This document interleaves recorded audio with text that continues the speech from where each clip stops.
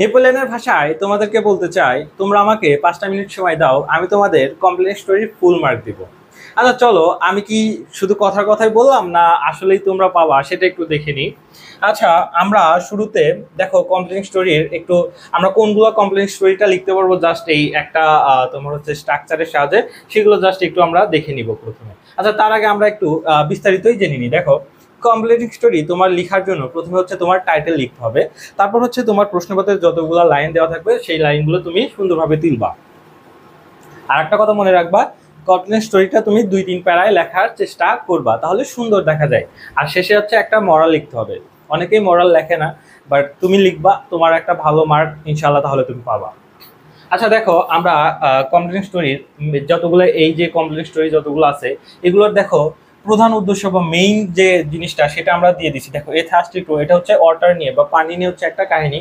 তারপর বাইজিদ বুস্তামি, এটাও একটা ওয়াটার নিয়ে কাহিনী। দেখো এলায়ের কাউবয়, এটা হচ্ছে একটা কি ক্যারেক্টার নিয়ে প্রবলেম। দেখো এই থার্স্টি টু, এটা হচ্ছে ওই যে আমরা যে গল্পগুলো পড়ছি এই গল্পগুলো তুমি জাস্ট একটু জেনে নিবা শুরুতেই, তাহলে হচ্ছে তোমার জন্য সুবিধা হবে।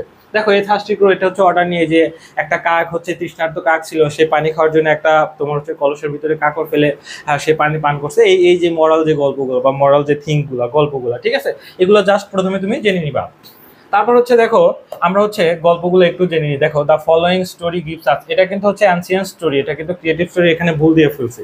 আচ্ছা দেখো, the following story gives us a versatile concept about title. এই যে দেখো এখান থেকে কিন্তু তোমার টাইটেলটা দিতে হবে। দেখো এখানে আমি টান দিতে ভুলে গেছি, তাহলে কি the following story gives us a versatile concept about title, ওখানে টাইটেল দিবা, যে টাইটেলটা আসছে তোমার গল্পে তুমি সেই টাইটেলটা দিয়ে দিবা। তারপর এই যে দেখো মেইন কি, এইবার দেখো মেইন কি জায়গায় তুমি কি দিবা। দেখো আমরা যে গল্পগুলো দেখলাম, এই থার্স্টি ক্রো একটা অর্ডার নিয়ে, বাইজিদ বুস্তামি অর্ডার নিয়ে, হ্যাঁ, লায়কার বয় হচ্ছে তার ক্যারেক্টার নিয়ে। তো এই যে মেইন যে তোমার থিঙ্কগুলো, এখানে তুমি হচ্ছে এই মেইন কি ওই জায়গায় ওটা দিয়ে দিবা। তারপর হচ্ছে তুমি তোমার মতো করে সুন্দর করে আমাদের এই গল্পটা তোমরা সাজাই লিখবা, ইনশাল্লাহ সুন্দর একটা মার্ক পাবা। একটা কথা আছে না যে নাই মামা থেকে কানা মামা ভালো। তো পরীক্ষাতে যদি কমন না আসে তাহলে তুমি এই স্টোরিটা তুমি অবলম্বন করতে পারো, ইনশাল্লাহ তুমি ভালো একটা মার্ক পাবা। তারপর দেখো আমরা হচ্ছে ক্রিয়েটিভ স্টোরিটা দেখে নিই। এটা হচ্ছে তোমার ক্রিয়েটিভ স্টোরি, দেখো তোমরা দেখে নাও। সুন্দর একটা মার্ক পেতে চাইলে যদি কমন না পড়ে তাহলে তোমরা এই স্টোরিটা তোমরা দেখতে পারো। এরপর তোমরা কোন ভিডিও চাও বা কোন সাজেশন চাও তোমরা কমেন্টে জানাতে পারো, ইনশাআল্লাহ আমরা খুব তাড়াতাড়ি সেই ভিডিওগুলো নিয়ে তোমাদের সামনে আসবো। আল্লাহ হাফেজ, ভালো থেকো।